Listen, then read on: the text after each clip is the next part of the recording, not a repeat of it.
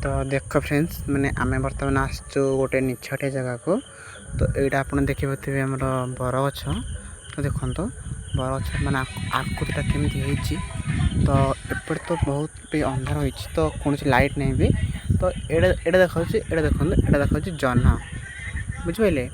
तो यहाँ आमर माने रास्ता रोड। तो एपटे इच्छा माने एपटे आम अच्छी नदी अच्छी।